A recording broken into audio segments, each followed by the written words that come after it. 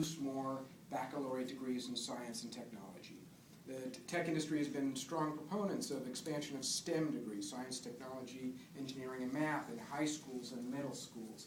And you would think that given that this money is going to be spent for these kinds of things, that they would get behind it. But they aren't. Yes. So how do you explain that?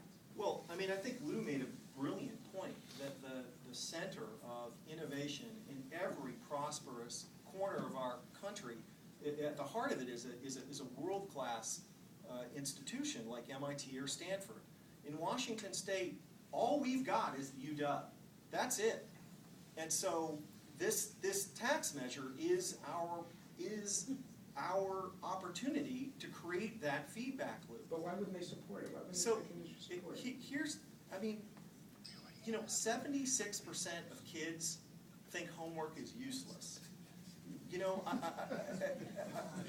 Most people who are asked to sacrifice for the common good prefer not to, right? I mean, there's no corner of Earth or in history that doesn't sort of represent that. And I don't know.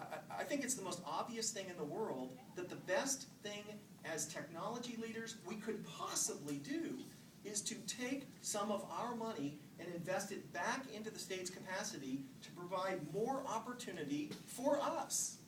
And I find it, again, the reason is, I believe, is this efficient market hypothesis, is that the working model most people have in their brains is this zero-sum relationship, is that the more tax I pay, by definition, the worse off I will be. And I think it's actually the opposite, the other way around. So why would the tech industry oppose this Matt or Lou when they had been, they feel very strong? It's kind of interesting that given that the industry has advocated for so long for these kinds of issues, it says something about their opinion.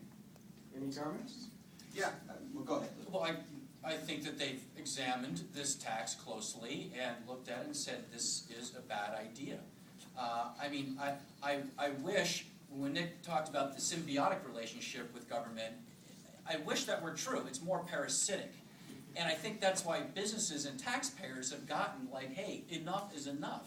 They haven't seen government take steps, even reasonable steps, to get to a place where, okay, let's really improve public education. I mean, like I said, 1993, K-12 reform came in, and we're still waiting for it to actually be implemented. That was a policy issue. That wasn't necessarily a money issue. I mean, money was involved, but we've seen money go into K-12 and higher ed. The Allen Center was built, $10 million out of state money, $40 million from the high-tech community. So, I mean, the state has not made the commitment. When they make the commitment, and they're not parasitic about it, and we see changes across the board, across agencies, you're going to see a lot more people buy into what the government is saying. Also, too, I would take slight issue with Nick. I think most people really, especially in this community, are very giving. They're very involved. I mean, this is a very community. I mean, more so than many other places around the country. So, and certainly the Seattle area has never shown a problem with raising its own taxes, but this is one where, folks from all the political spectrum have said, bad idea. Thank you. Let's get a question from